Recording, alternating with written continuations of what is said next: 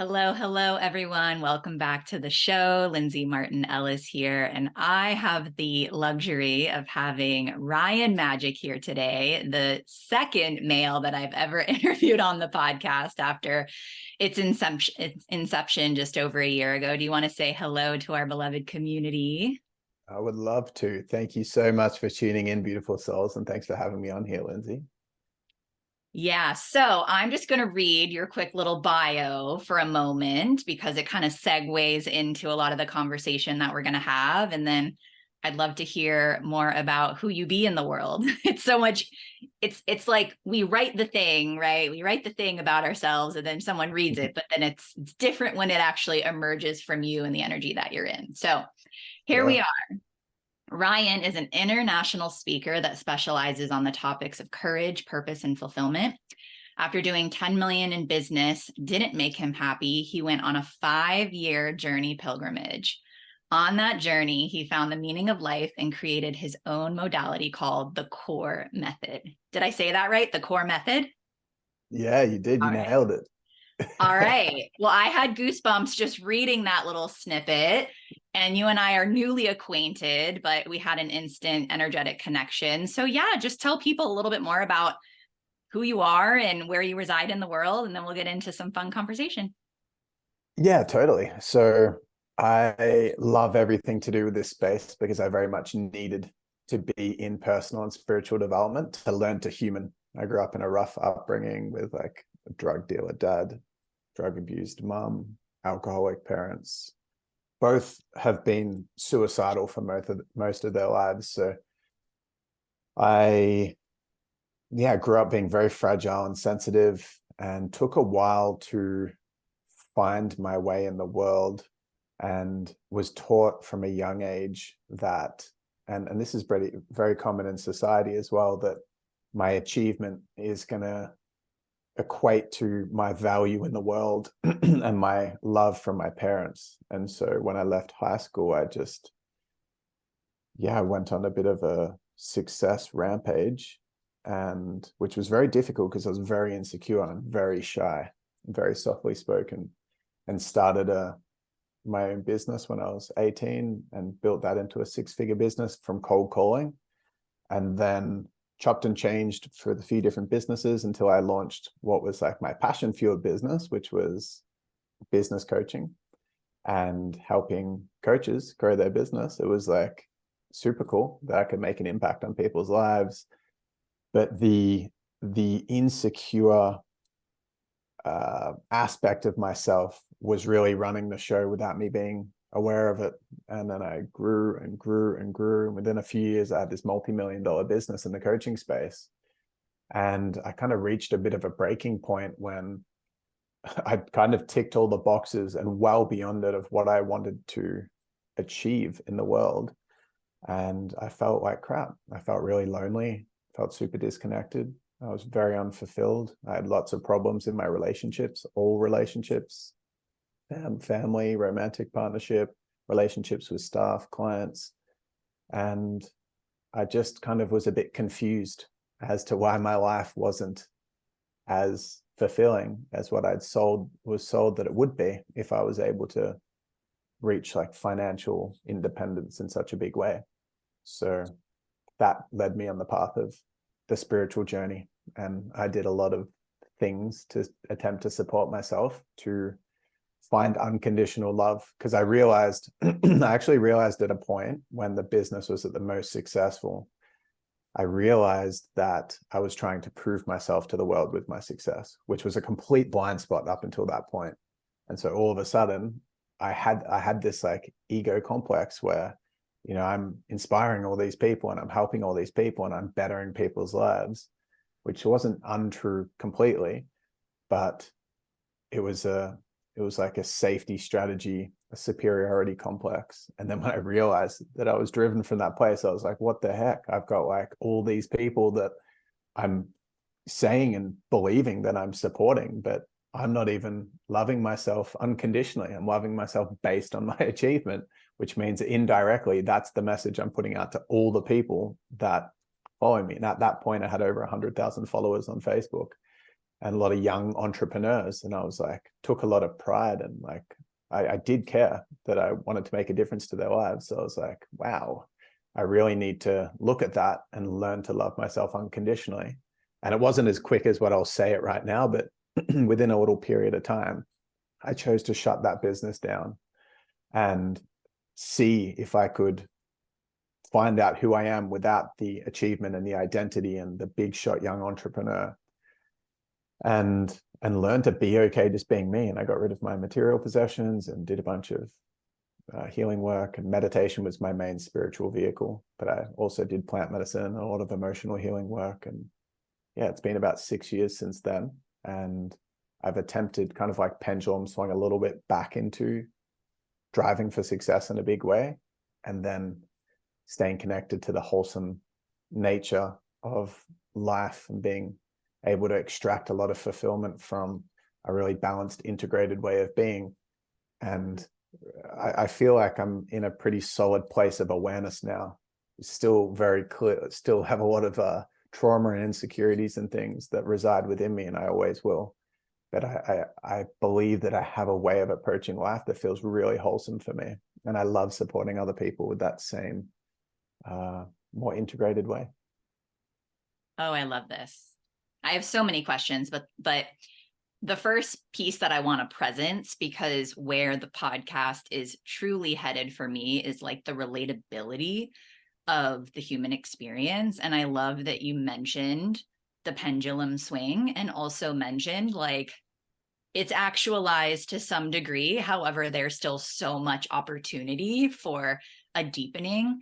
So do you want to touch on that at all? Because I think it's important, especially in the coaching world, especially in the online world of reels, where we see, right, this 10-second snippet of people's lives, and all of a sudden you go from here to here, and people think that there's no struggle, there's no integration, like you just do this thing and then all of a sudden you're there. And that's what we're modeled in society, is this like quick fix, right? Like we want it and we want it now.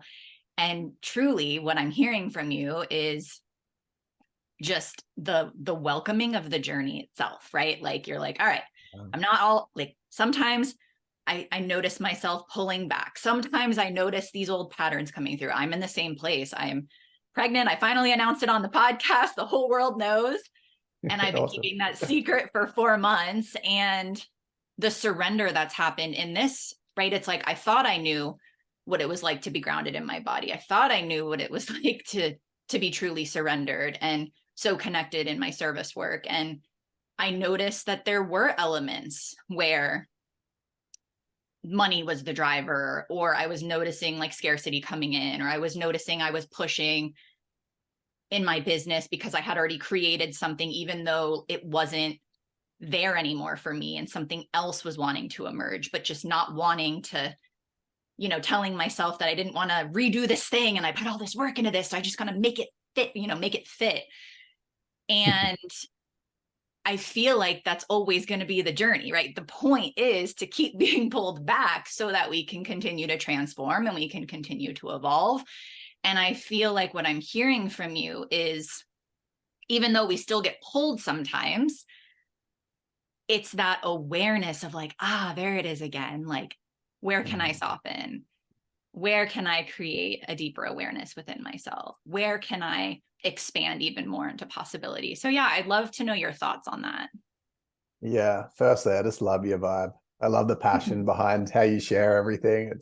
It's really beautiful. I receive.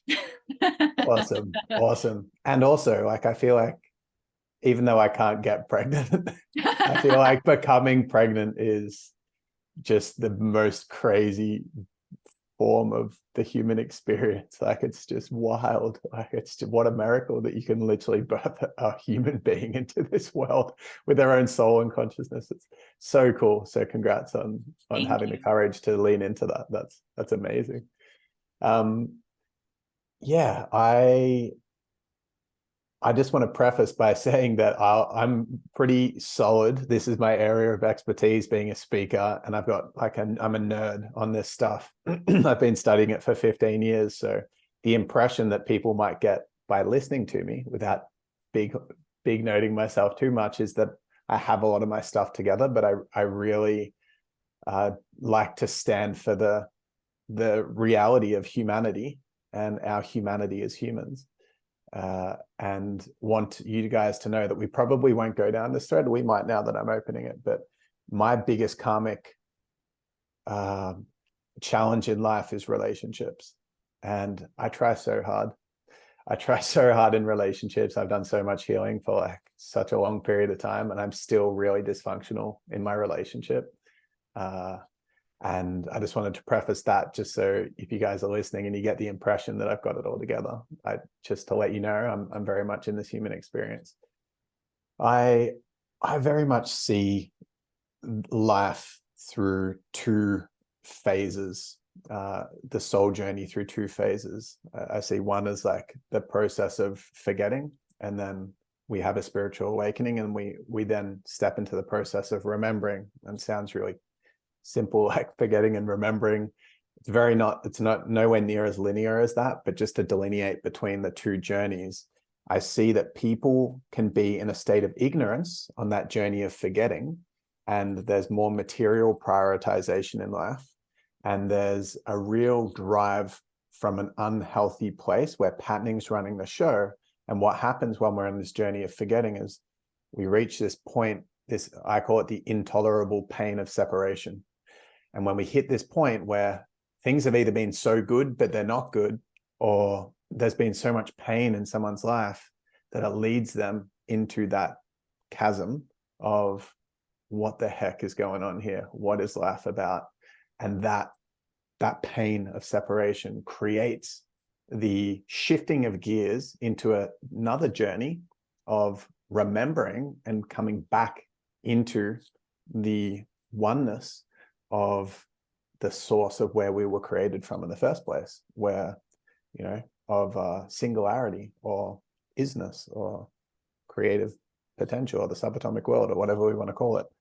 And so like I really see the journey in those two phases. One's dominated by ignorance, the forgetting, and then the remembering phase is dominated by awareness, but they both have forgetting and remembering imbued within them. It's just that the overarching theme shifts gears. And so like everyone that's listening to this is probably either about to get to the second phase or in the second phase. It's very much not a race. There's no better or worse. There's no good or bad. This is just my beliefs as well. This is kind of how I create some stability to understand what's going on in the way that I see it. Structure to try to make some sense of it. Exactly. So I feel a bit safer. I'm like, what the heck's going on here? But it very much feels like, for me, the challenges are presented for me in order to, on this journey of coming back to awareness, for me to alchemize different emotions, alchemize different judgments that I have, different attachments that I have, so that I can learn to love and see love in all these different aspects and flavors of my life where I'm currently blind to it, or I've forgotten that unity. That's what I see as the journey of life. And therefore, in this second phase, like I'm way less attached to what my ego used to derive self-worth from than what I am now. Like I've got an idea of my path and journey. Like I love speaking, and so I want to continue to evolve my service through speaking. I get a lot of fulfillment in this. And yet I don't know what the universe is going to hit me with, what sort of loving sledgehammers are going to come out of nowhere and just knock me to the ground in order to say, hey, you can find love here. And it kind of sounds negative. Loving sledgehammers. I'm stealing that. I'll give you credit. Don't worry. I've never said that before, so I just made it up, but you can take it. But let's think about Ram Dass, right?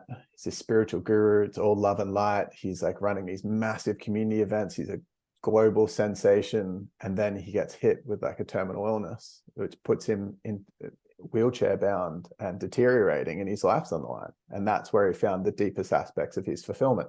And I'm not saying to everyone listening, hey, you're going to have something like that happen, because you already have that awareness.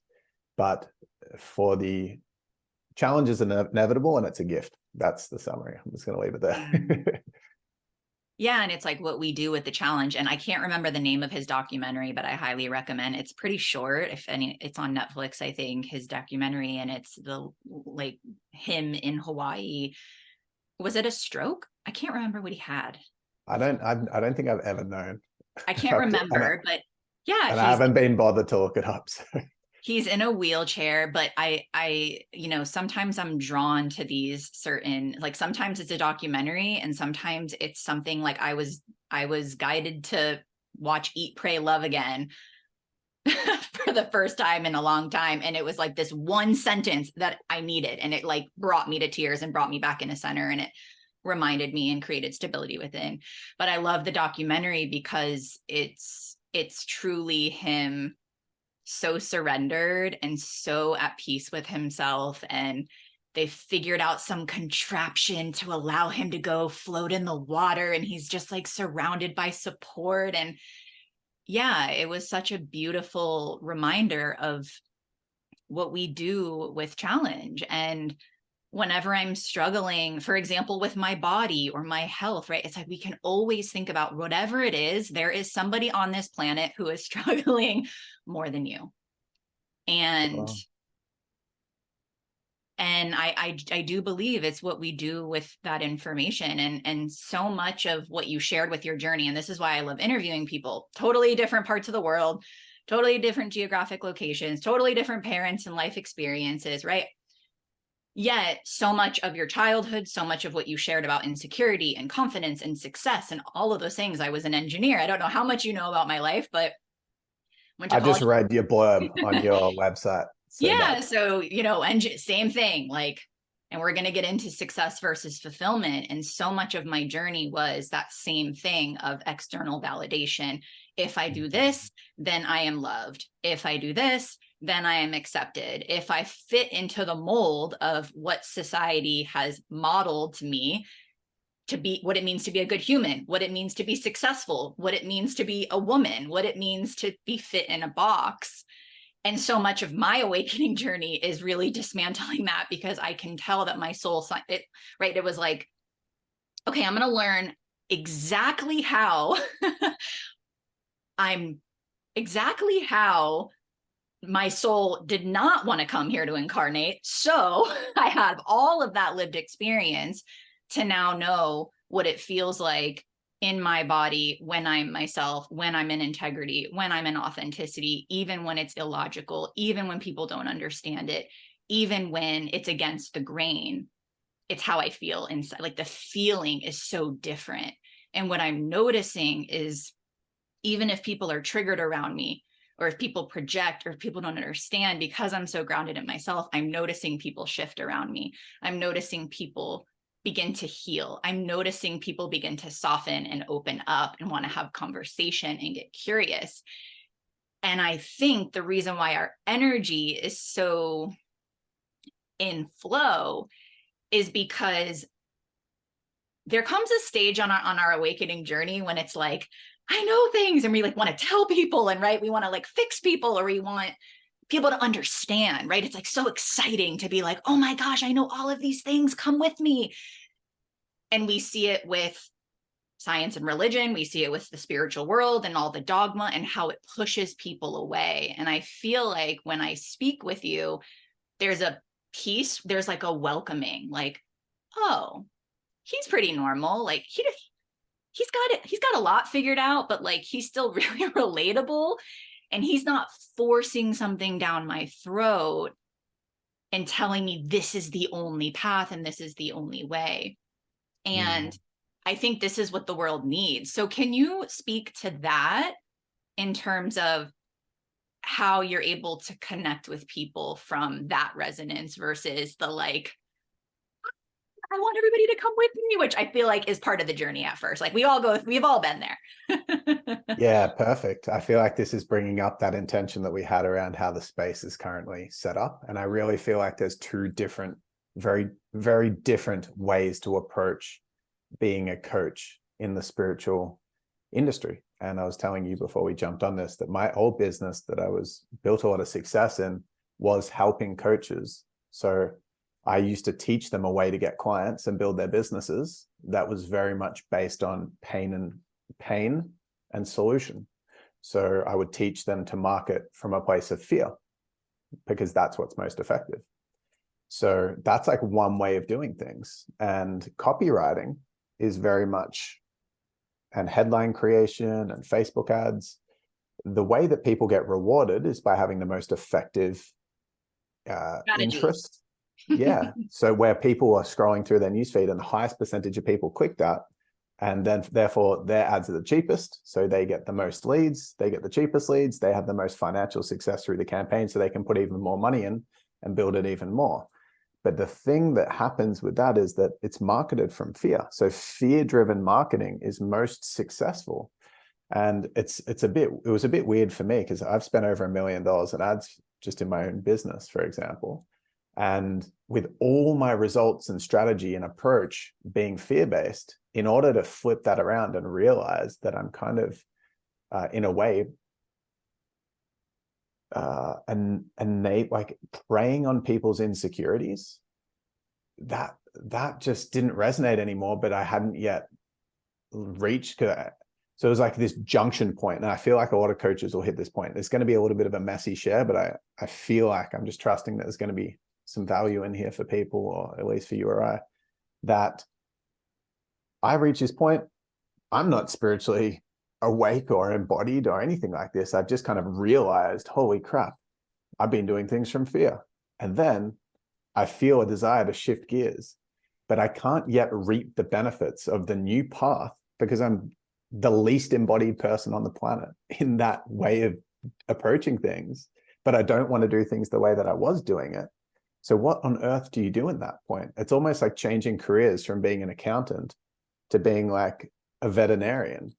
You got to do 6 years of studies before you actually get a job in that new space and can start to allow that to work. And for me, it was about 6 years. It's been about 6 years of kind of like shifting gears, that this new journey that's more aligned for me, which is supporting people from a place of love and fullness, not lack and fear, can kick into gear. Because me allowing people to feel amazing in who they are means that, like, I'm very good at sales. Like there's times where I've single-handedly done $250,000 worth of sales in a week myself.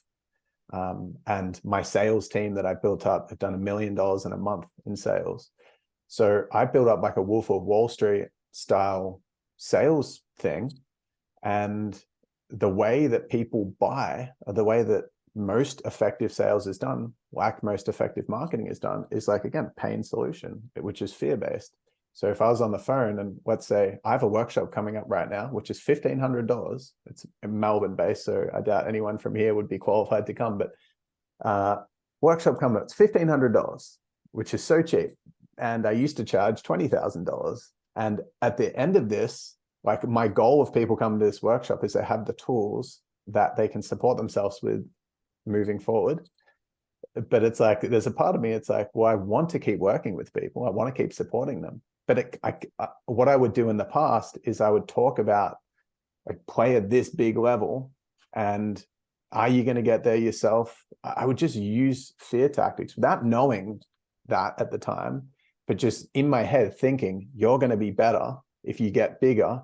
To get bigger, you'll need my support. And are you ready to play full out and play at this standard? If so, come along to this next thing. And I could easily close. Like I actually did it last year. I ran a workshop. I had like 15 people. I can't remember, like 10 to 15 people there. And I had 100% close rate to a $12,000 course. So I made like over $100,000 in a week, right? And then this time I'm in there, but I've got enough money to be okay. I don't need to close people off the back end, but I want to. But the way that I'll sell now will provide a return for me. Like I will have some people say yes, but I can't authentically say, you know, come to this because your life's going to be better, because I don't believe that I know what's best for their life. They know what's best for their life, which is like, that's just not the same as what I would do in the past. Because to get the highest conversion rate, I have to create a frame where they perceive that they need to do this next thing and their life's going to be better when they do it. Whereas I don't believe that anyone's life will be better from working with me. I don't think anything they could do is make their life better. I think their life's perfect now. So you see how that puts a massive spanner in the works for business versus coaching. Mm-hmm. So like now, I actually also still like making money, and I like saving, and I'm into investing in this stuff, but I can't authentically, and like fulfillment to me money does not make much of a difference in my fulfillment at all now. Like I've got a great investment portfolio, but I literally, I want to keep making money because I think it's fun, but my life's not going to get change at all. I'm not going to start buying all this extra stuff or going on these luxe holidays because I don't care about the luxe side of it. It doesn't actually change my quality of life in any way. So I don't need to make those sales. So I'm just throwing a bunch of stuff out there right now there's a huge difference between the two ways that you can approach this journey. And I think a lot of coaches have a huge gap because they expect results from fear-based, but they're attempting to be love-based, and they're two completely different paths. They're like, if you want to be a really solid embodied example for people, I feel like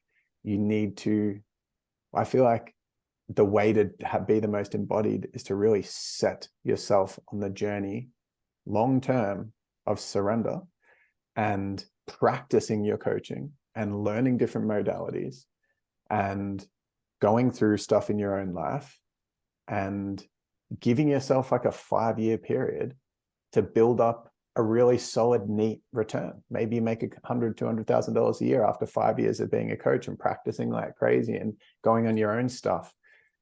But not many coaches are willing to do that because the whole space, again, the ads that float to the top that get shown the most, that are the most effective, are all the ads saying, become a 6-figure coach without having to sell. How do you get quick leads with no money down? And it's all these ways that are like trying to minimize take away people's objections. And then you get a bunch of people in here that have these unrealistic expectations. I can get to 6 figures without any money down and without having to sell and without any experience. So then they're in their head subconsciously thinking, whoa, I should be able to do it then. I should be able to get results quick. And it's been 6 months of them being in their coaching business. They don't have the return yet. And they're feeling like, what's wrong with me? Everyone's saying it. I'm seeing it. Russell Brunson's saying it. Tony Robbins saying it. Dean Graziosi's saying it. Alex Hormozi's saying it. All these like Gary Vee's saying it. Everyone's saying it. So what's wrong with me? Instead of going, well, if I was to do an accounting degree and want to become an accountant, I wouldn't expect myself to even have a job for 6 years. And then when I get a job, I wouldn't expect myself to be making 6 figures for at least 10 total. And if someone can take that approach to their coaching journey in this space, then they will be an incredible, really embodied, really practiced, amazing coach that would organically and easily have a full practice. And love what they do and be coming from genuine service and have enough abundance to support whatever their heart really desires for them in their lives. But not many people take that path because of that. It's very there's two completely different approaches. Yeah.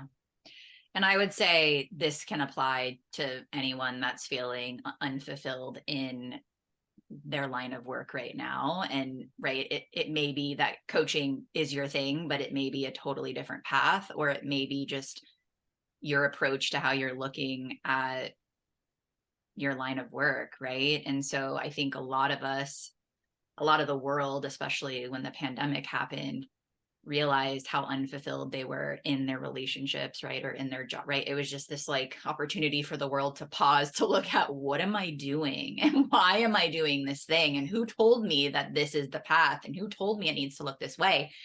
Yeah. And what's so fascinating is, so I was an engineer. I literally remember telling my parents, I don't think I'm supposed to be an engineer. Like, I'm in school. I'm like, I don't know if this is for me. I'm like, I take my first test. I'm like, I still don't think this is for me. I get my first job. I still don't, like, the whole time I'm like, and then everything was like, well, why don't you wait till, you take your engineering and training test? Why don't you wait till you get your first job? Why don't you wait till you take your professional license? And it took a health crisis because I wasn't listening. I literally was like, oh, let me try now. Let me try now. And I was successful, right? And I had amazing accolades and I was in this male dominated industry, like just growing up the corporate ladder. And inside, I was literally dying to the point where my health started failing. And what happened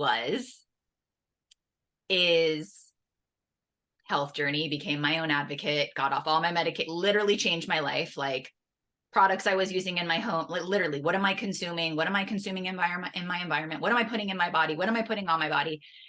And then I discovered a direct sales business, a network marketing business, because I was using the products. So when I was an engineer, and I want to share this like anecdote because I felt like I went to school for this shit. I don't know what the fuck else to do. Like I was so miserable, but I'm like, I don't even know what I would do. Like, I don't even know where to start. And then this company, and I realized it was my stepping stone. This company presented itself to me. Like I started to be like, oh, there's a business opportunity. Oh, like I'm actually using this. It's women owned. It's sustainable. It's a benefit corporation. They're doing big work in the world, like they're changing laws, they're going to Congress. Like I felt so excited because this thing that was already built had an opportunity for me. So I took it. And it took a couple of years. I spoke with my husband. We created a plan. It was like, okay, I'm doing this. And I left corporate and I thought that was my thing. I was like, this is the thing I'm doing. I made it to the top 1% of the company. I was like just under the top rank of the company. And I stayed there for a couple of years. Like I plateaued no matter what I did. And then I was starting to feel burned out. And I realized that wasn't the final thing. That was the interim thing that you're talking about that presented itself to me to be able to see that there was another pathway for me, another potentiality. And guess what? That same feeling I had in corporate of feeling the life sucked out of me happened in my direct selling business a couple years later. And that was actually when I would say I had my biggest spiritual awakening. And it was dark and it was deep. And my coaching business emerged from that place. And there was a lot of fear of being a leader. There was a lot of fear of sharing my spirituality. There was a lot of fear of letting people know the wisdom that I had inside of me. And so I think the reason why I'm sharing this is sometimes we have to seek it. Sometimes it's presented to us, but you're right. It's not just like, oh, this thing isn't working. I should say most of the time, it's not like this thing isn't working. Here's the clear path and here's how it's going to work right away. I needed all of that to happen to realize, yeah, that was your stepping stone, but you're not done. Like, this is not why you incarnated on this planet to work for this company. For some people it is, but for me, it was to keep going. And I think I also want to share that I have never considered myself a business coach. And with my last round of my group program,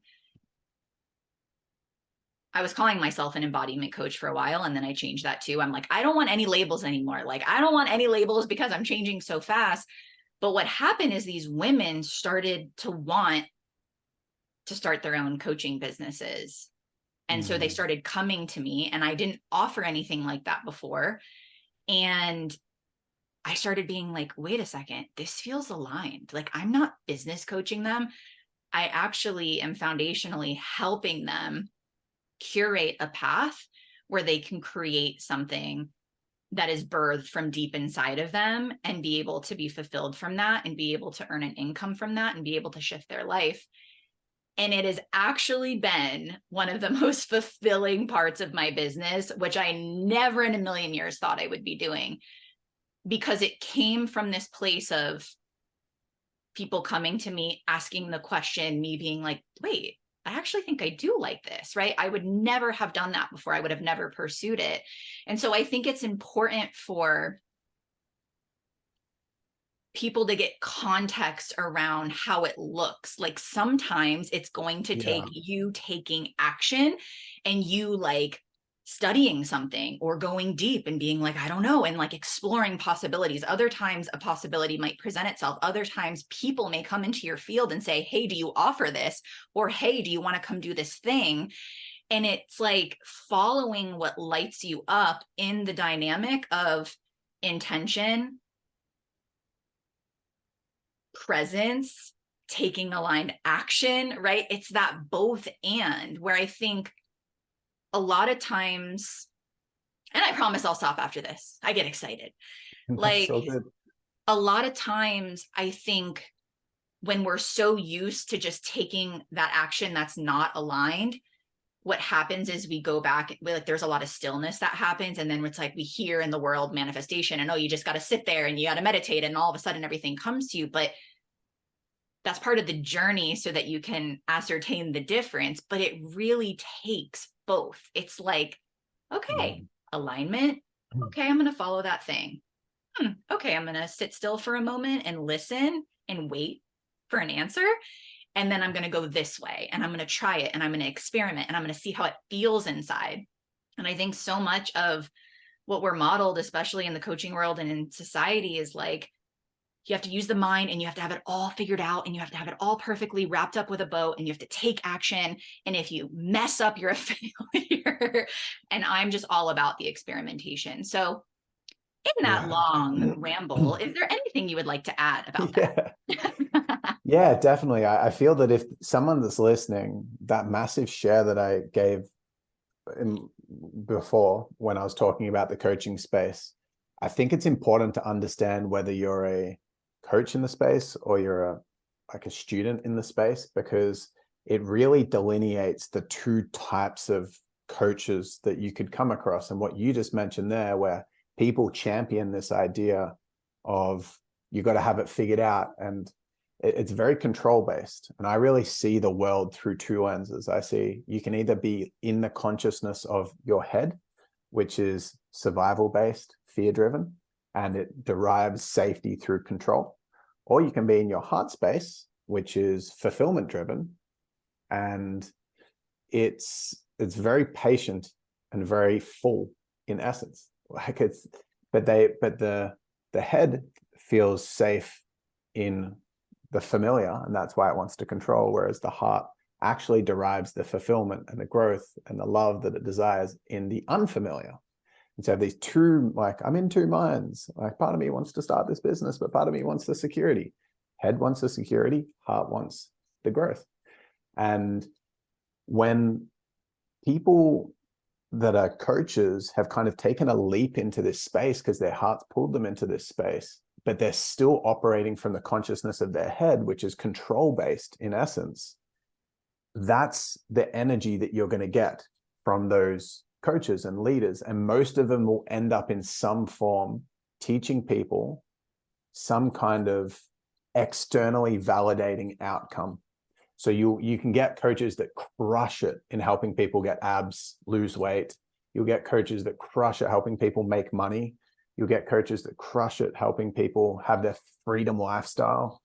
And they will be very much dominant in their head consciousness, in their control. And so what you're going to expect from the people that, if you see people crushing it and having quick wins that don't have much coaching experience, and you're learning from these people, just to take a pause and take a moment to go, what consciousness are they driving from here?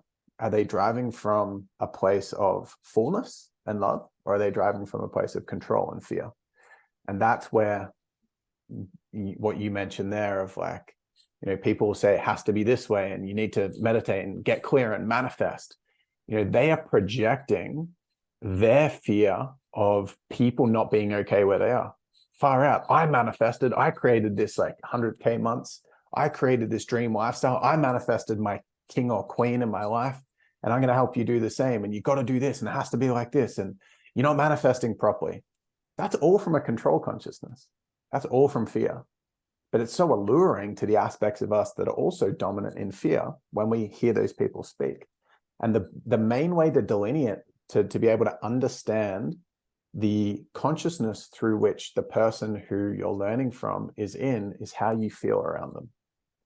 If you notice yourself feel more full and whole in someone's presence, it's probably because they feel full and whole in themselves. If you notice yourself feeling like a bit of a jittery need to be different around someone, even if it's exhilarating or exciting, but still it's a presupposition energetically that you need to change, be different, grow faster, or there's that exciting, that anxiety, that subtle film of anxiety is the symptom or the way that you can check in and go, okay, this person's driving from fear. It's tickling the part of my consciousness that is also fear driven, which everyone has. We both have. Every human being on the planet has the human and has the being.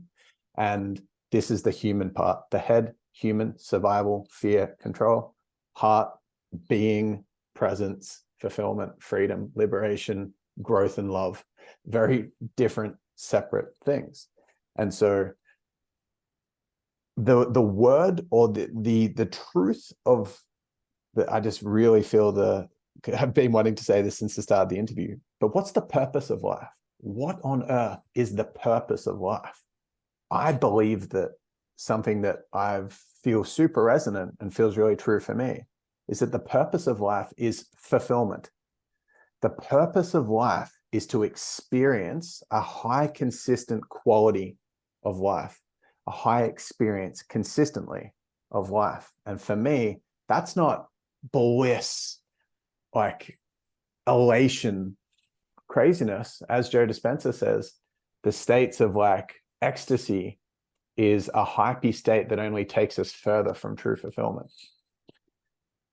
Fulfillment is the purpose of life. That is the purpose of life. So when we're attempting to find what's next and right, and I wasn't put here for this, I need to get to this, it can be very easy to lose awareness of why am I even doing this? Like I wasn't put here to be in a corporate career. I was put here for more. But we're a spiritual being having a human experience, and we come to this planet. We come from a place of complete oneness and fullness where we're everything and nothing at the same time. And like, why do we come here? We come here for two reasons: expansion and experience. Expansion and experience. That's what I perceive. And whether we're in a corporate career, a janitor in India, it doesn't shift one's capacity in their body to experience fulfillment. Oprah can't feel more fulfillment than someone doesn't have more capacity for fulfillment than someone else that's like fresh out of uni. But that's kind of how everyone perceives it. It's like, whoa, the external value that I see in that all these accolades and things makes that person that's so much better. Look at Oprah. She's charity. She's giving. She's on purpose. She's a woman's rights advocate. She's connected with all these celebrities. She's still a human being with a body that has lungs, a heart, a brain, eyes, a mouth. Her body functions the exact same way. So inside her human experience, she ain't getting some extra like hormones that you don't have access to. It's not like she has like, God's like, oh, she's actually really significant and successful in the world, so we're going to give her this like plasma that just flies through her body where she's just in ecstasy 24/7. No, she's a fucking human being, just like I am, just like you are listeners. We're all the same. We're all the same. We experience fear the same way. We have an amygdala that triggers fight or flight response. Adrenaline and cortisol gets flooded through our body and we feel like we're going to die. Oprah has that. You have that. I have that. If she has a bad day, like she's having the human experience exactly the same. So the context of where we are in life doesn't mean shit. Like we're just here as different flavors of God, different flavors of the universe, experiencing and expanding. And the purpose of life is fulfillment. And when we experience or we expand, whether it's internally or externally, we're getting an opportunity to feel a present moment experience. And that high consistent quality of experience is fulfillment. And so for me right now, like I honestly, whether the universe guided my next aligned step to becoming a gardener, or whether becoming president of the United States of America, or whether it guided me to become a billionaire, or it guided me to becoming a famous thought leader in the personal development space. It ain't going to change anything. I'm not going to have more access to fulfillment in 20 years than I have in this moment with you on this podcast and these beautiful listeners. It's not good. My body's going to be the same. Like my body, it functions the same way. And the purpose of life is fulfillment. So what you touched on, I think, is so on point, which is it's about alignment. But we contextualize it with all this content and information and get in our head about it and go, well, yoga teacher, janitor, corporate career, business owner, this type of business, it doesn't fucking matter. What matters is that you're in your own alignment. That's all that matters. And that could see you making less money as the next alignment, more money in a job, not working, working less, working more leadership, less leadership. It's just about what's aligned for you next. Mm-hmm. And when you can feel a sense of fullness unconditionally with where you exist in the moment, that's spiritual mastery or enlightenment or whatever we want to call it. That's the gift that you get to keep, not so you can be better and say, I'm spiritually enlightened, but other people aren't. It's going to feel so much more peaceful in your body. So fulfillment's the purpose of life. What you're doing, why you're doing it, it's not that relevant. It's relevant to you. It's still important, but there is no right or wrong. Like if you see people marketing stuff and like, yeah, that's good, but where I am is bad. That's the problem, not what they're marketing. I'm just going to leave it there for a moment. Does that resonate with you, or does that make sense? Yeah. I know we're coming close to the top of the hour, but do you still have a little bit more time? Yeah, totally. If we're flying. It's interesting because I've been a student of the Gene Keys for a bit, and it's funny because I've actually been in a place of, are you familiar with the Gene Keys at all? I know what it is, but I don't know much about it. I've been in this place of like really detaching from consumption, and I mean, I'm not following any, like, it's like, I went in this place of don't consume anything except the Gene Keys is one of, there's a few things, like there's a few people and there's a few beings. I can count on one hand the number of people that it's like, okay, I'm going to go and check in and see what they're doing. But there's a piece in the Gene Keys. Do you feel comfortable sharing those people? I'd love to know who you are inspired by, and I'd love to share too. Sure. No pressure. I love when people ask me questions, by the way. If you ever are on my podcast, it's very rare where people feel the boldness to ask me the questions. Yeah, so I would say Richard Rudd, who is the founder of the Gene Keys, is one of them. He's like wizard energy meets just the most grounded human. Like he's like my spiritual dad is the way that I describe him, but so humble, but just such a wealth of knowledge. I mean, what has poured through him is beyond believable, and everything that he writes feel like there's a richness to what he writes that speaks to me on a soul level, which is why I still feel very like I just love reading about I just love learning about it and reading it. It's there's a difference where before, when I was consuming, it was like, oh, to learn something, right? It's like, again, how we're modeled. So now I read from the heart, which is like, oh, I'm reading to remember and to confirm what I already know. And before I was reading from the mind, which was like, oh, someone else has a concept that I am now, and a doctrine that I am now taking as my own. And so I really struggled for a while of like, I don't want any of that shit, because I actually don't want somebody else's concept. I want my experience and the wisdom of my life and that deepness to be presented to the world. And then of course I have like, there's books and there's things, and then I geek out and I research, and I still have my engineering mind. So I always say like, my mind is in service to my heart. Like first it's my heart, but then I love reading things and I love following people, and then I'll listen to podcasts, and then I just go and I'm like, oh, this is what I'm feeling. They're just saying it in a different way. And I kind of pull these little nuggets. So Richard one is one, Matthias De Stefano is another. I don't know if you're familiar with him. I'm not. He is from Argentina. He remembers all of his past lives. Just, again, lighthearted, wealth of knowledge. Everything that comes out of his mouth, it feels like truth, but just so light and playful. And like everything is about, like, he brings the fun and the lightness back into spirituality, but is able to explain concepts that where I feel like he connects the dots for me a lot. Beautiful. So Blue, she goes by Blue. I don't know if you're familiar with her. I am familiar with Blue. I actually did her program. I got to do a retreat with her in a program, and actually Mateus. So the reason why I signed up is Mateus, Richard Rudd, and Zach Bush were all a part of the program. And I got to go out to Topanga, California and spend some time with them. So it's interesting that like these people that I follow are now all starting to really collaborate in a lot of ways, where for years they were like all in their own little bubbles. So Zach Bush is another one. I love that he's an MD. If you're not familiar with him, highly recommend, but I love that he's very spiritual and connects. He has a beautiful way of bringing both worlds together.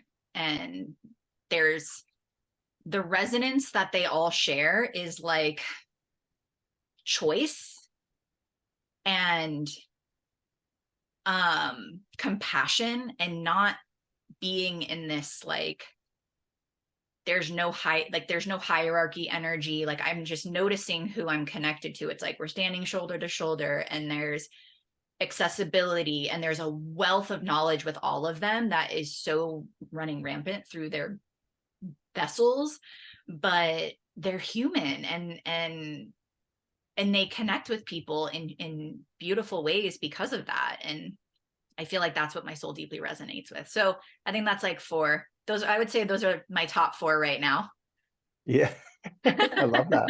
Thanks for sharing that. It kind of it just like gives such an insight, I feel like, because it flavors our human experience who we're listening to into where someone's vibing at the moment. So thanks.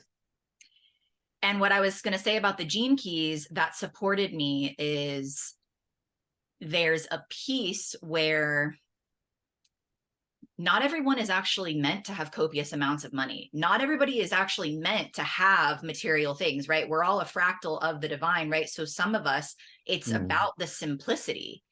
For some of us, we feel prosperity through relationship. For some of us, we are meant to give charitable contributions. For some of us, which actually makes so much sense. So my prosperity line is about celebration. So for me, it's not that I'm here to be pretentious, but I'm actually here to experience life with people and to travel and to enjoy from my service work, from fulfillment, from being who I am in the world.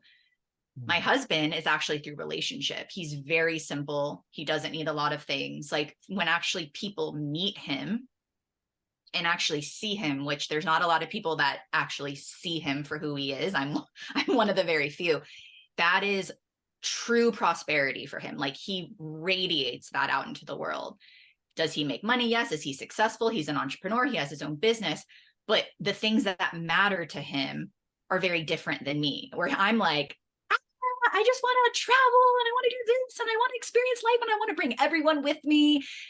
And so I love that you touched on that, because when we are indoctrinated into a world that tells us this is the only way to feel fulfilled is to have this white picket fence and to have this house and to have this marriage and this partner and these kids and this amount of money in your bank account, when things aren't working, we end up feeling like failures. And we end up wanting to find our purpose again, right? It's like, oh, I got to find this thing. This isn't it. So I got to go over here and then I got to go over here. And what I love that Richard Rudd with the Gene Keys talks about is like your purpose is a way of being. Your life's work is the byproduct of that. Once you actually know who you are, like you said, it doesn't matter. It could be a janitor. It could be a teacher. It could be an astronaut. It could be a coach. It could be a spiritual teacher. It doesn't matter, but it's that, right? It's like the purpose is discovered through which you talked about, the experience. Like you discover your purpose through living your life, which when we're always in the mind, we don't do that. We think about it and we plan for it and we read about it and we learn about it. And I'm changing the name of my podcast. I guess I'll just share it now, but I'm calling it the Lindsay Martin Ellis Experience. Like, because everything to me is about the experience. Like for you, you say life is about fulfillment. For me, I feel like life is about the experience, but we're saying the same thing just in different ways. Well, the way I define fulfillment is the highest consistent quality experience. Yes, exactly. So we're on the same page. Yeah. And so I have an interesting thing with the words where like there's a zillion ways to define things, but right, feel the resonance of that. Like we're saying the same thing, right? You had all of this money, right? And you're still successful and you're making great money and you're great, but it's the come from, like, which is why we see celebrities committing suicide, which is why we see so many celebrities, for example, it's just easier because they're in the limelight, that are not fulfilled. They think when I have this fame, when I have this money, when I have this house, when I have this notoriety, I'm going to feel different inside.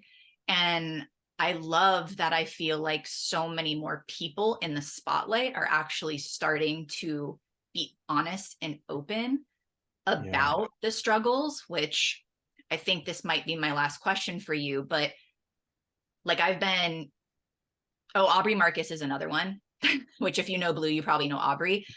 Yeah. And if you're noticing, most of them are men. So I'm very now fascinated by men who are on the spiritual path, who are also like athletes or doing CrossFit or, you know, like enjoying what it means to be a man or like whatever it is. And I've been following Aaron Rodgers for a bit. And I remember. Is he a baseball player? Oh, yeah.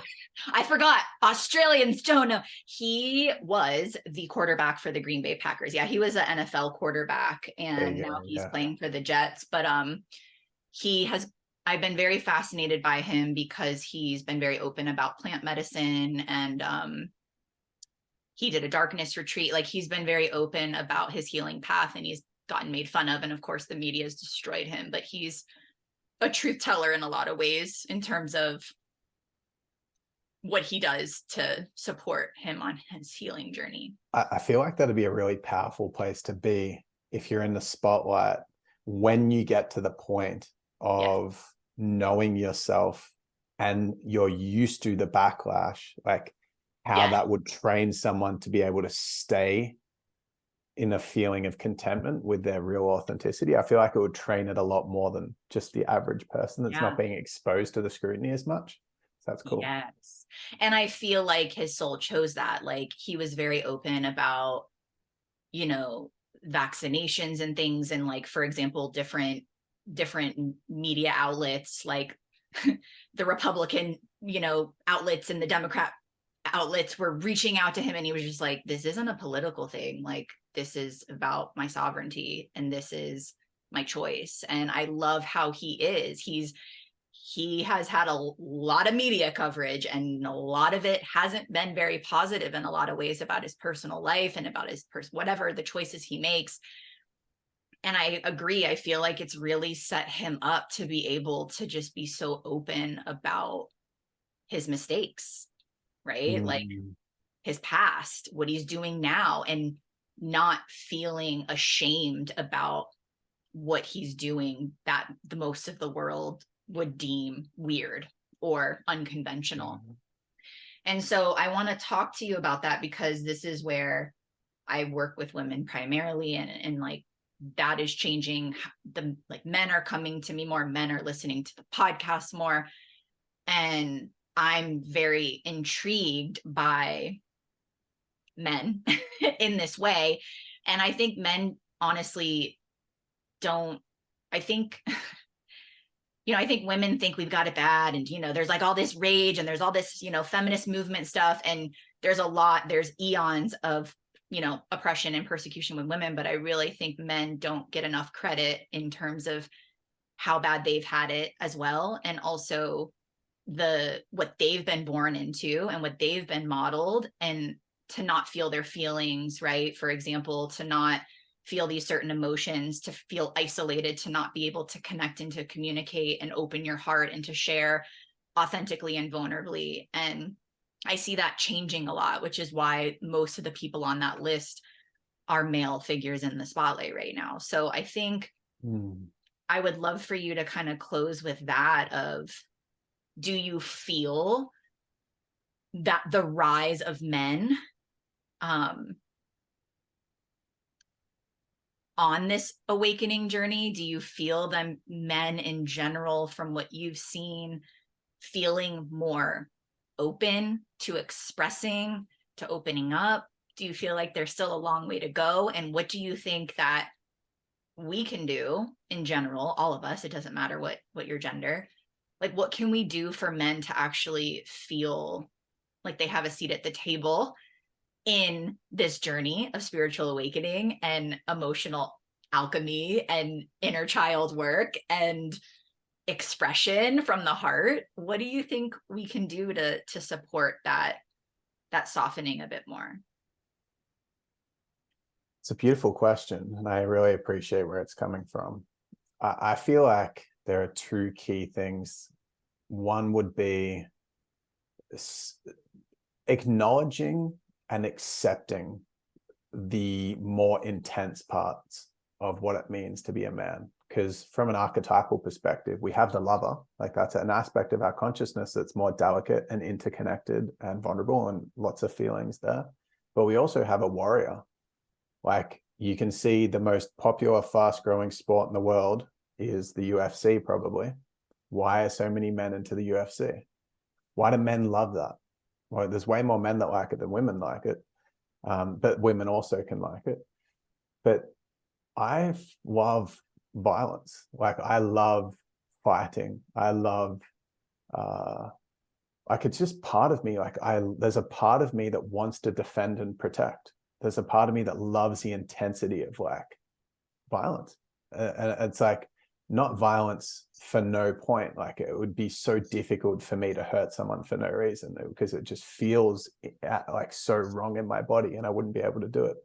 But there's a part in a healthy context. I love it. Like I really enjoy it. And I feel like it's a huge part of what it means to be a man. And I know that that can be really scary.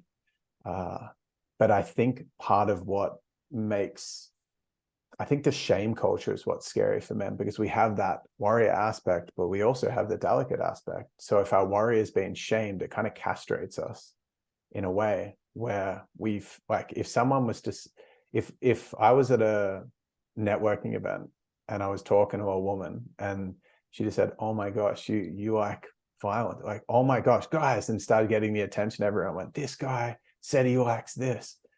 That would terrify me. And I'd just go into like my shell and feel so shamed for my like authentic expression and what feels actually real for me. And I've been shamed before for my intensity. I grew up playing sport. I love the intensity of sport and competition. And those parts are so ingrained in like what feels natural for me. And it makes me feel present and alive. And that's just true for me.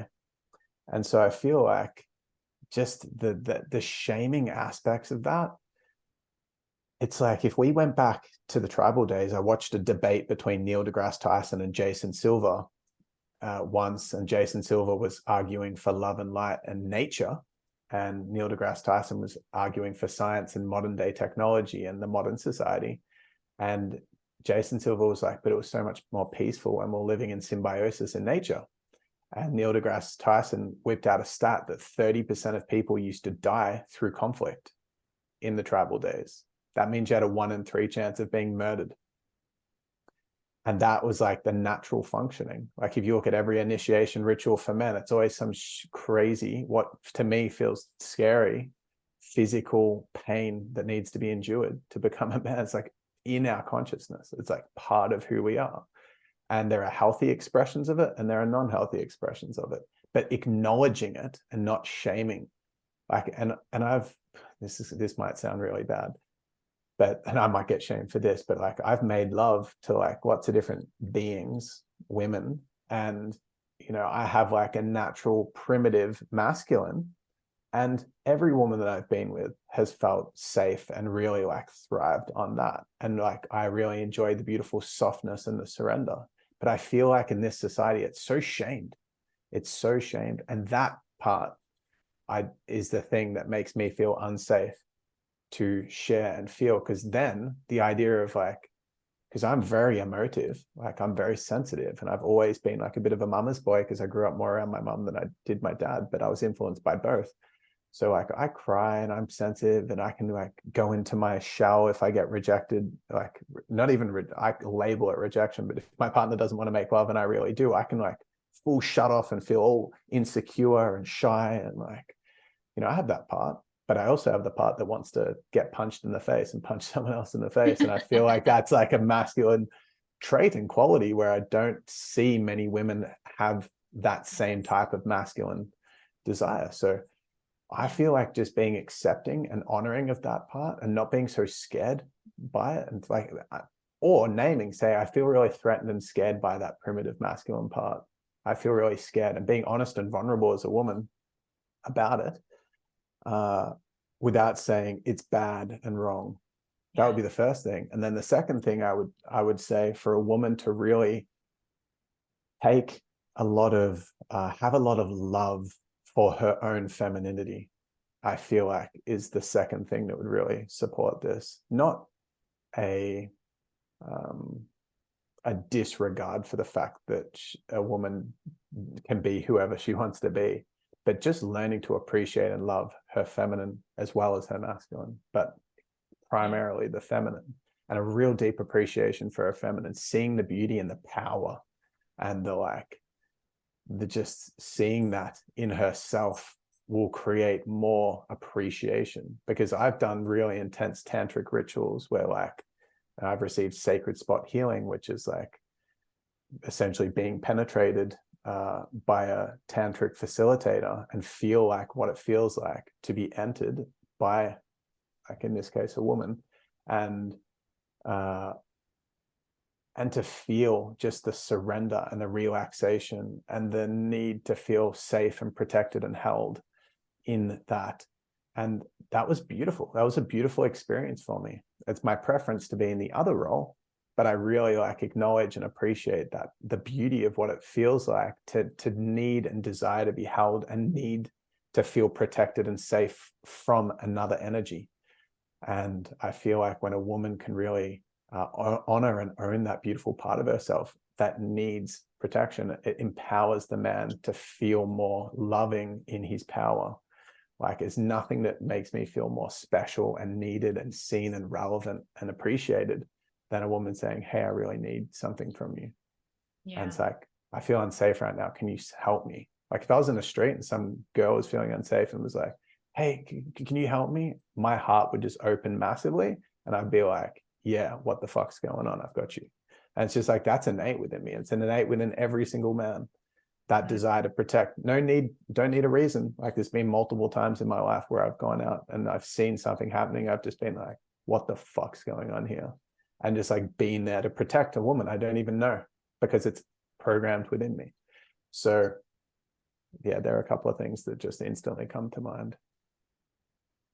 I appreciate you speaking to both because they're interconnected. Like, as you were talking about the first piece, it's like, okay, but this needs to, like, it's like, this is why we all need to be doing the work. Like, we all get to be doing the individual and collective healing, right? Like, for me as a woman, for example, like, I still feel unsafe walking down the street in the dark, right? And so this is why we don't understand violence. Like it's so funny you talked about UFC.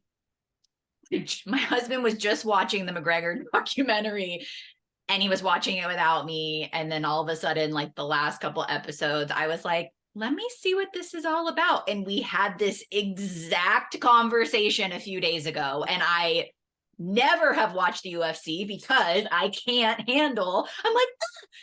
And in the I don't want to get, well, if you saw the fight, I've seen most of the fights. I'm a massive UFC. I'm like, if you're listening to this, you can tune your ears out for a second, but he ends up like breaking his foot, like that last fight where he ends up like, and I kept telling my husband, like, okay, tell me when it's over. And it's so funny because he's like, will you just watch it? Like, why do you have to ask me the play-by-play? And I'm like, why are men? And so we got into this deep conversation of exactly this. I'm like, what is this obsession? Tell me what you're feeling. And he's like, literally, I can feel my adrenaline. He's like, I'm getting so fucking fired up right now. And like, I'm literally feeling contraction in my belly. I'm like grossed out. I'm trying. And so it's exactly that thing of what you just articulated was how I believe my partnership, my husband and I are redefining the roles of masculine and feminine. And there's a curiosity. And so even if we're like, and he's getting annoyed with me, like we can talk about it after, and he's trying to understand what I'm feeling and I'm trying to understand what he's feeling. And the last piece is, you're exactly right. I feel like because women, we didn't have a lot of rights for so long, and then we entered the workplace and we were put into this male like mold that just isn't working for us. And I think we're finally starting to realize, like, anatomically it doesn't work for us how we're actually designed to live.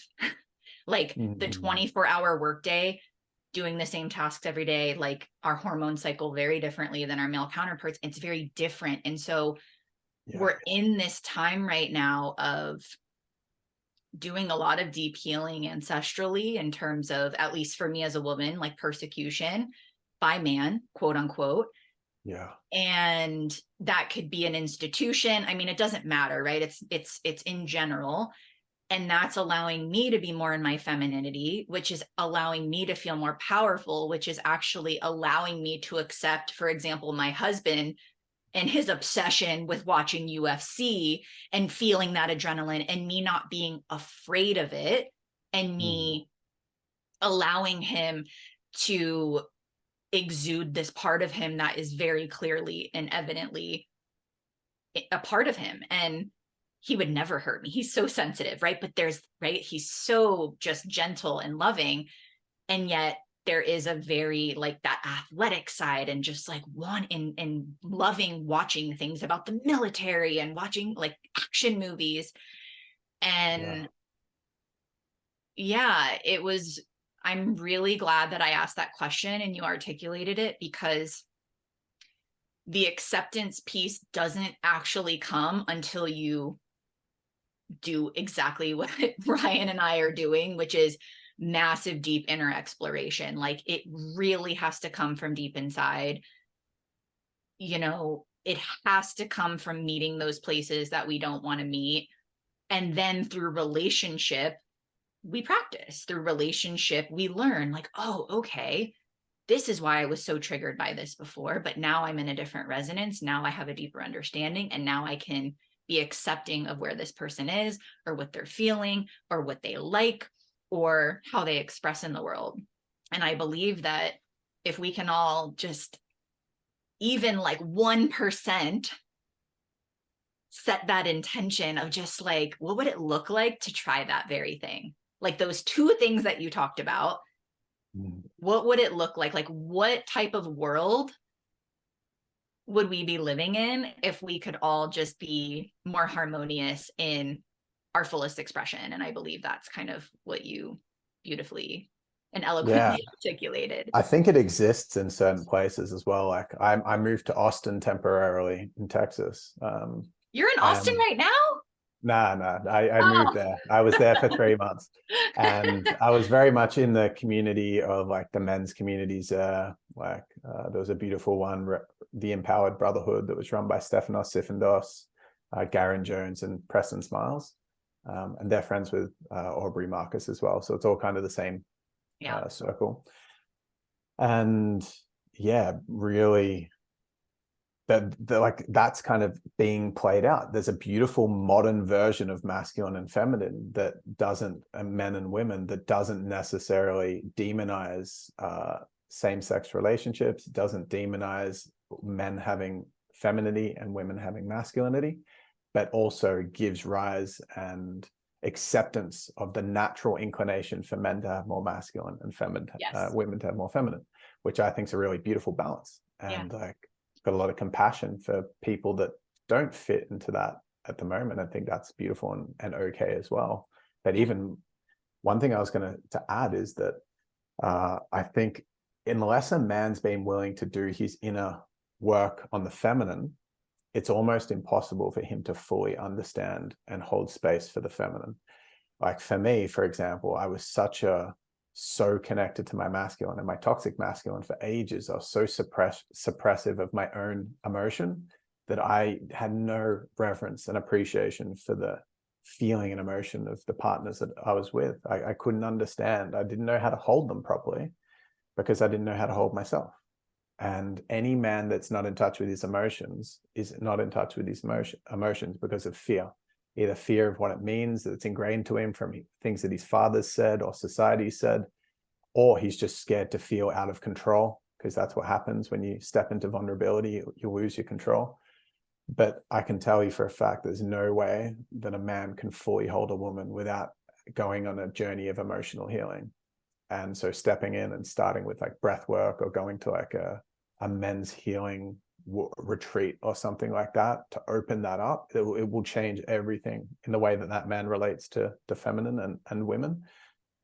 And then the last thing that I'd say is something that I feel edgy to share, but I feel like that the third point to your first question or your last question was to change the way that we talk about the sexual needs of men. I feel like, well, there's a societal joke about men having a higher sex drive than women, which isn't true, just fundamentally in our organic nature. And I find it incredibly if I'm ever in a space where like there's men and women hanging around and there's a woman that I can tell is usually disconnected from her feminine, that will make a comment like, oh my gosh, like Gary the other day thought he could try to have sex again, like totally didn't feel it, he's so pathetic. That's an exaggerated version, but even tiny subtle comments like, no, I'm not going to do that unless you do this. This idea that men desire sex more than women and that women hold the power. Because what I've found that it's done for me over, I don't experience it now because I'm in a beautiful relationship with a lot of symbiosis in that area and respect. But in the past, it almost has created the energy where I fulfill the role of how I'm being portrayed. It's like the way that I'm being portrayed is self-fulfilling.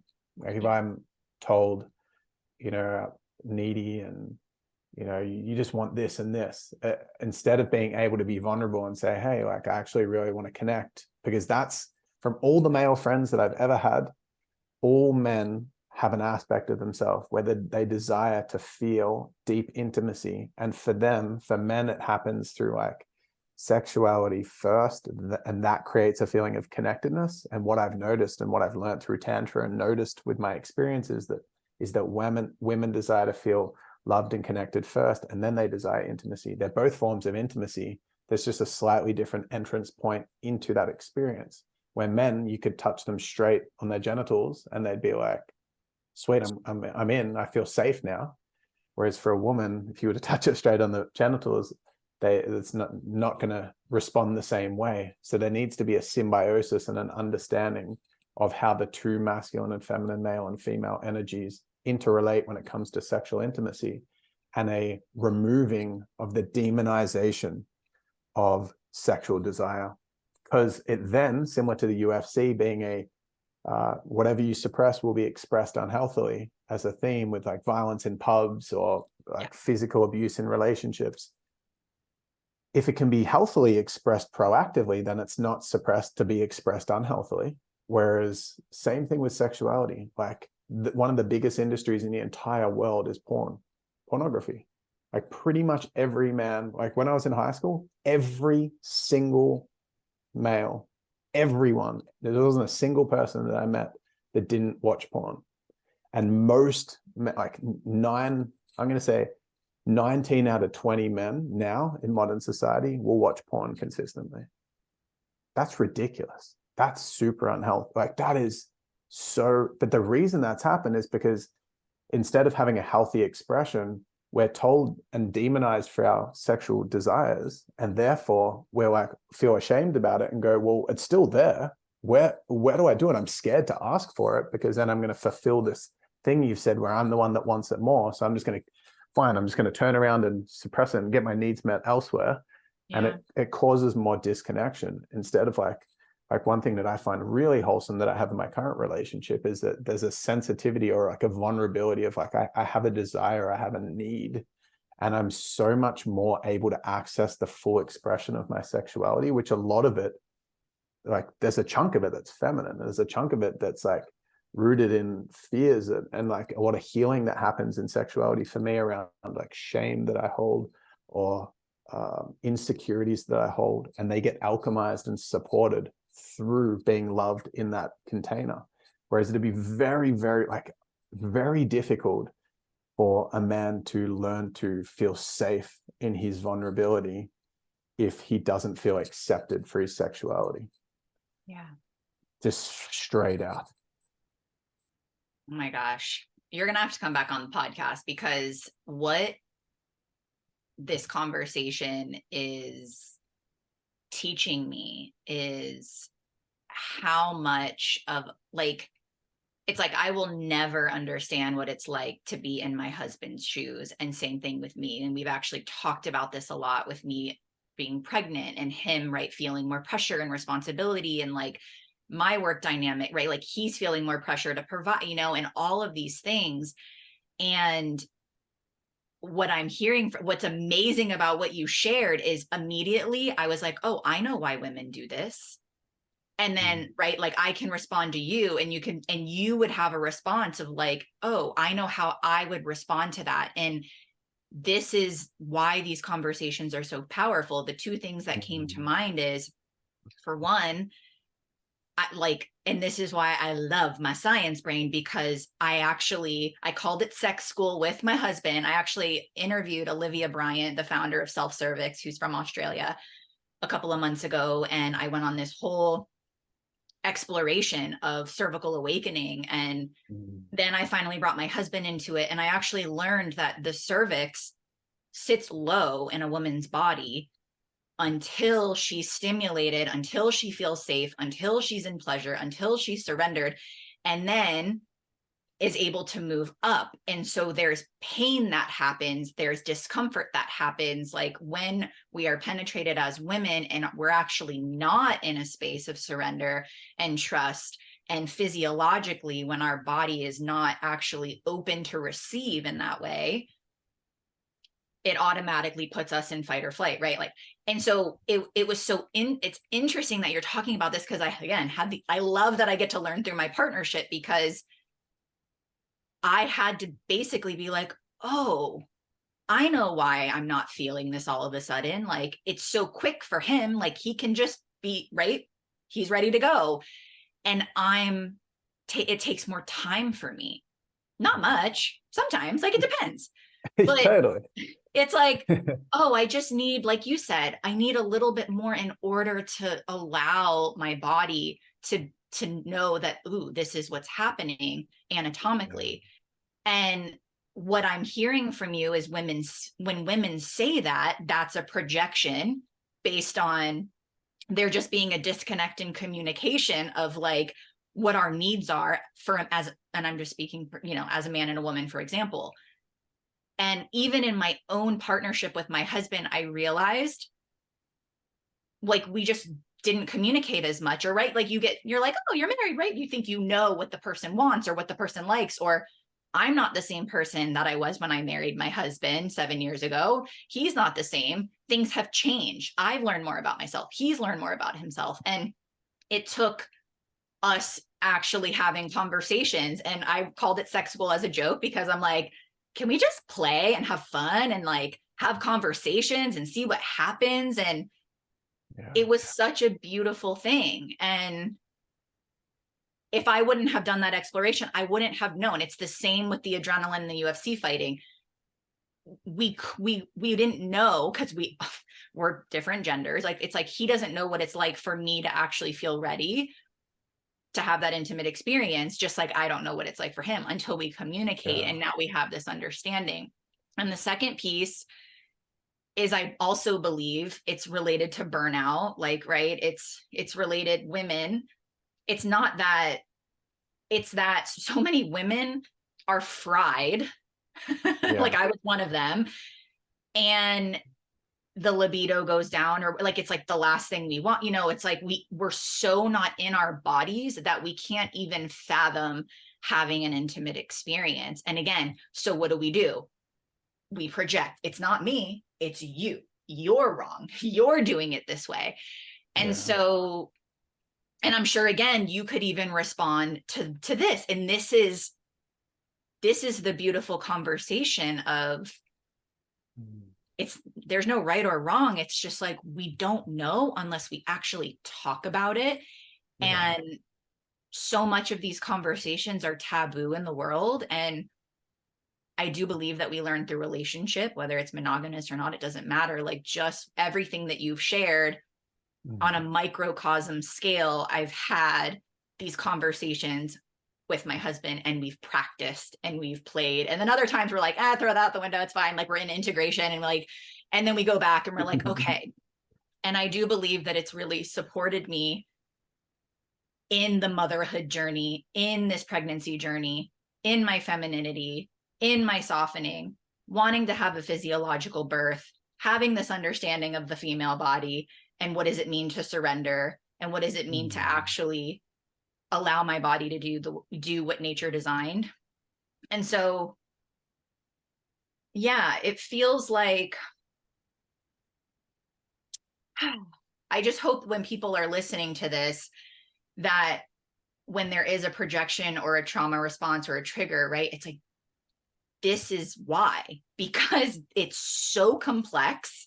There's so many layers, and people are so afraid to actually just have the conversation, or like you said, to ask for what you want, or to say, hey, this isn't working for me, or hey, I really like this. How do you feel about this? Like, can we talk about this? Can we try this? And does that make sense? Yeah, totally. And it's just what there's just good intent both ways, like both two Yeah. well-meaning people in a Yeah. relationship, and there's a whole lot of shame and ignorance that's like no bad intent. Yeah. And yeah, opening up, and I think just having the initial knowing that the person across for me has positive intent. I have positive intent. The only thing that would cause something that leads to a projection is fear. And I can feel compassion for that. If I'm projecting, it's from fear. But I definitely think that in some cases, there needs to be some kind of intervention, because it can be too triggering and too much gunk in between to create harmony without some kind of external support. Like you going and doing that exploration journey, Totally. opened things up so much. For me, it was like Tantra, like being on a really big tantric journey. I did so much healing through that and had so much understanding and compassion. Yeah. And also a lot of relationship coaching and sex coaching through relationships. So Absolutely. Oh we're yeah. doing our best. I call it aloning together. Like, no one can do the work for you, but like, we need support. Like, we absolutely need support. Um, well, this has gone on so long, but we trust the process here. Yeah. I'm getting ready to go to bed. You're just starting your day. I do want to ask you, why do you go by Ryan Magic? If you can just tell the world briefly. It was like a chapter where I shifted gears from previous version of me that was more driven, and I wanted to freshen up and like associate to living life more for the purpose of fulfillment and magic than I did for the purpose of drive and success. And my heritage, my father, my uncles, my grandfather, there's always been a lot of masculine drive. And so I felt called to shift the energy a bit. My last name is Mug Josh, and Mug Josh is like a Polish name, super long, and it's like spelt MAGDZIARZ. So it's like magic. So I got nicknamed Magic, and I was like, it's so clean. Mm. And then I had this guy in Australia who's like one of Australia's like leading business coaches, like massive, I don't know, like an 8-figure plus company. And he's been in the space for years, and we barely talk. Like we just would speak here and there. And I hadn't heard from him for like 2 or 3. We weren't like close friends, we're just acquaintances.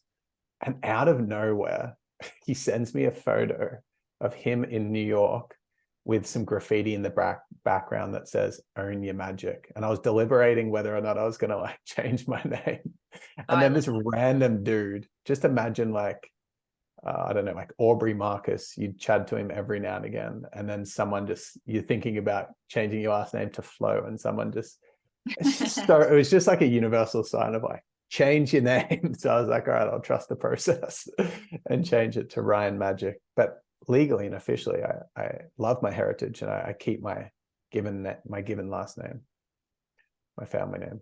Well, so Mateus De Stefano, he was talking about like co-creation and manifestation, and he talked about where magician came from, and he talked about the origin of the word magician is like majush. So it's very similar to your last name. So I think that's also kind of cool that, Wow. yeah, I actually have the spelling. I'll send it to you off the Yeah, record. please. But yeah, like I love him also because he does go back to the origin of words, and it again, it really helps, Yeah. helps us understand. Um, yeah, just it like again grounds the information a bit more. So who knows? Like maybe your actual given last name is like an origin of that word, which would be really really cool. That it does sound very similar. I'm looking forward to seeing the spelling. So thanks Yeah, for and I saying can't that. remember. Yeah, like I have a couple of sentences on the origin and everything, so I'll see if I can find it. And then the last piece before we can let people know how to get in touch with you, we talked about this before we hit record, but um, and this kind of circles back to the way that you operate and run your life and business is the way that you had reached out to me. So let people know. Yeah, if you could just share your perspective of how we connected, because we talked about this off the record that I think so much of humanity feels isolated right now. And just the sheer act of like feeling an impulse, like feeling a connection and then taking action on it from a place of integrity, and how co-creation and collaboration can happen, I think is really needed right now. So I would love for you to just give a little snippet Yeah. of that. Yeah. So essentially, I don't even, I think I was randomly asked to come on a breath work uh Retreat, like a virtual stuff. retreat. Like, yeah, be a speaker at a summit. But it was from a random lady in the US, and I'd had no previous connection with. And then were you speaking at that? I don't think you were. You were. Yeah. Oh, that's her. Okay. Well, then I saw your name in the thing, and I just felt a pull to. I thought maybe I'd research someone and then come across your profile, but it was through that. That makes complete sense. So then I just looked you up because you're another speaker on the thing, and you kind of like, there was something about either your presentation tagline or your name or your photo or something that just pulled me to want to like check you out on Instagram. So I looked you up and then just loved your content and loved what I felt from like a embodiment standpoint and integration standpoint of your wisdom across different layers of life. Because I find that sometimes people preach their coaching lens through one main layer, and it lacks that context. So yeah, I just felt called to like reach out and invite myself on here, which is something that I don't do very often. And one thing I'll say is that it's easy just to depersonalize or dehumanize Instagram and people on social media and not see the humanity behind the profile. But over the last like 5 years, I've reached out to maybe 4 different women every now and again that I've just like really felt a strong pull towards them as like a woman in a romantic sense. And out of the 4, 3 of them I ended up dating. Mhm. I've done 4 reach outs and dated 3. of the people I've reached out to, meaning that like there's been something that I've felt, and then I've sent them a video message or a series of voice messages or video messages, just being honest about what I felt and asking if they wanted to go on a date, like a virtual date. So it's if there's a sense of authenticity behind the desire to connect with someone, whether it's on a professional standpoint, even like I've reached out to some people and just said, I really feel like I was meant to coach you and like intuitively, and then ended up having them work with me. It's not like my main strategy yet, but it's just something that out of just randomly has caused beautiful connections. Yeah. And I think that the point that you're getting to is that it's possible to create a connection in ways that are less formal than what we're taught. And there's magic and synchronicity in that trusting of what we feel and having the courage. Like my whole thing is about courage. We haven't even spoken about it today at all. My whole brand's about courage. My whole modality. We could talk about the Cor Method. You'll be back on the podcast, I promise.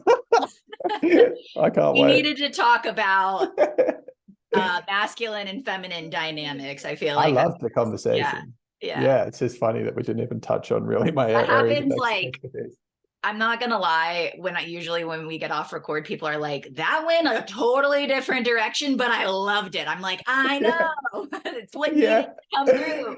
Yeah. Right? Yeah, I feel that. Do you have any comments on what I said there, or what you were hoping to get from what you asked? Yeah, I love that you gave 3 different examples, like, because in the end, we're like, you're showcasing you, right? It's like through a collaboration, business collaboration, through you coaching somebody else, or through a romantic partnership, like it's the same, right? Like, so it's the same, it's you. And what I loved is you sent me video messages, and you were honest, like, and this is exactly how I show up for people. Like when I'm shaking in my space boots a little bit, and there's someone that I look up to that I want to be on the podcast, and I know that they're just human, and I know that they started out just like me, but I'm like nervous sighted a bit. And that's what I do, is I ground in, and I'm like Olivia Bryant. I was intimately connected with her work, with Self Cervix, and I sent her a couple of voice notes, and I was like, I want you on the show. And she was an immediate yes. It took, like 4 months for us to get our calendars to align across the world and with her schedule. But I love that. And she's another one. Olivia Bryant is up there too.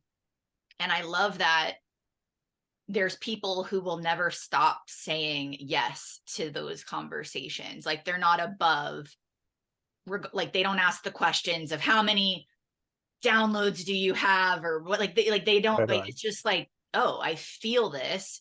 Yes. And I told you this. I was really in the middle. I was very emotional. Just found out I was pregnant. Lots of things were shifting in my business. My podcast was shifting, and I was asking for the people to come into my life that get to be on the show. I was asking for clarity. I was asking for signs. And you modeled like exactly how I want to continue to reach out to people, which is, I'm not going to send like 50 messages boilerplate to just people all over the internet to be on the show. I'm really going to connect, which is so funny. There's a woman who does these hilarious Jim Carrey impersonations and dances. And I don't know how she shows up on my feed, but I want to interview her. Like, I know nothing about her. I think she's an RN. She's got like 500,000 followers. And I just want to like talk to her about life. What's happened with this? Yeah. It's like, tell me, like, her authenticity. She's so fun. And like, she's so magnetic in her energy. And I don't want to limit my conversations. Like, for example, the fact that I was like, show me who it is. And it's like people in integrity, like having more men on the show, interviewing people that wouldn't even necessarily be in the spiritual world, for example. Like, I don't even know if she considers herself to be a spiritual person, but she is absolutely doing spiritual work through her integrity, through her authenticity.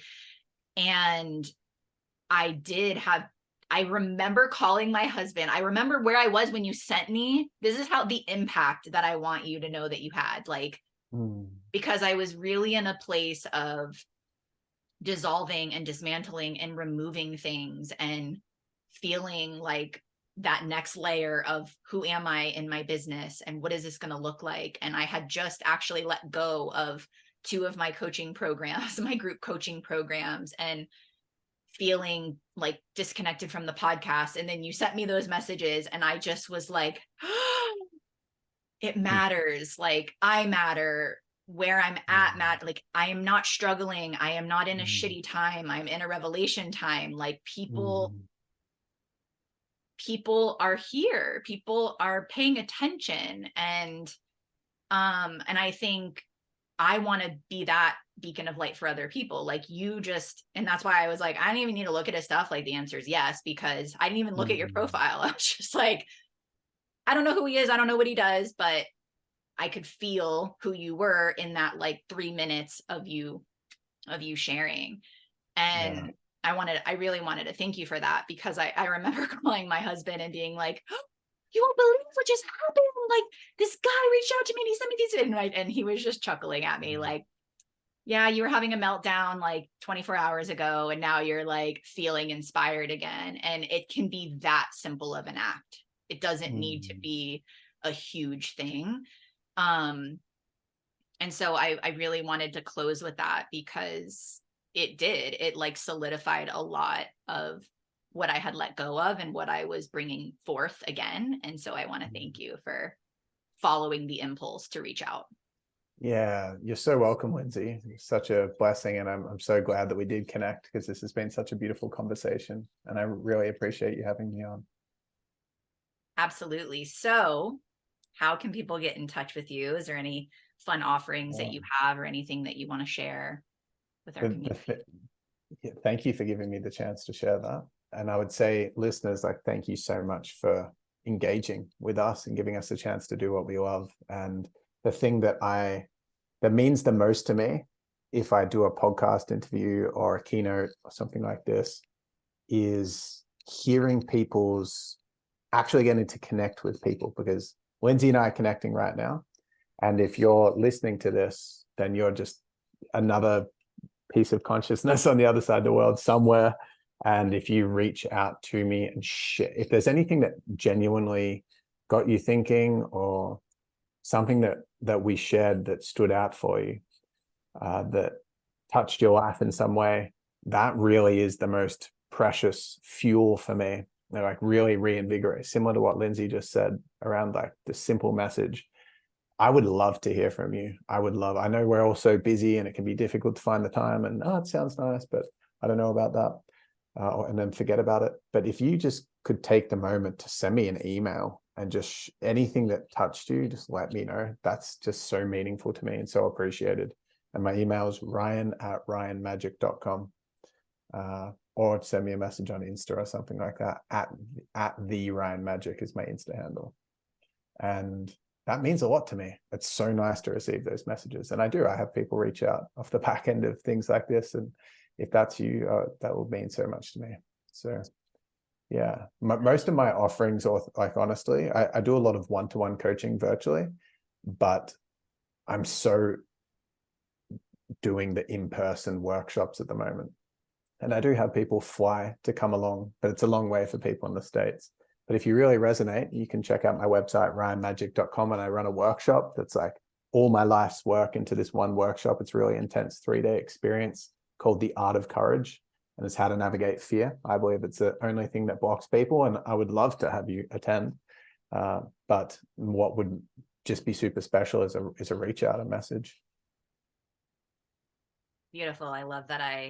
Isn't it funny? Like, I wanted to touch on that piece of the reach out, and then I was like, it didn't feel right. And then at the end I closed with that. And then it like segued into what's meaningful to you. And, actually the only other male that I've interviewed is my buddy Pat. And every single Monday when the episodes launch, he listens to the episode and he sends me a message of what he loved, what he learned, what fired him up. I mean, week after week. And he sent me a really fun one this week. And I just was like, you have no idea how meaningful this is. Like, I have friends who listen to the show and will send me things, but you know, like having strangers or having a best friend just reflect back to you. I see you, I see your courage, like I see your consistency, you know, with all of the things happening in your life, you managed to put out a weekly show for the last year, which was my intention. Like, no matter what happens, I'm, you know, having a weekly episode come out. And it wasn't always easy. And I wanted to quit a lot. But I'm so glad that I continued on, and the podcast is growing, and I'm waiting. So this episode's going to launch once the revamp happens, because I can feel the energy of like who gets to be part of the second season and the relaunch. And I really feel the trajectory is going to be pretty wild, because it feels so aligned. So thank you for reaching out. Thank you for this beautiful conversation. I'll put everything in the show notes below, and please, please, please reach out to Ryan and myself to let us know what opened up for you. Yeah. And until next time, much love. Much love, guys. Thanks, Lindsay. Thank you.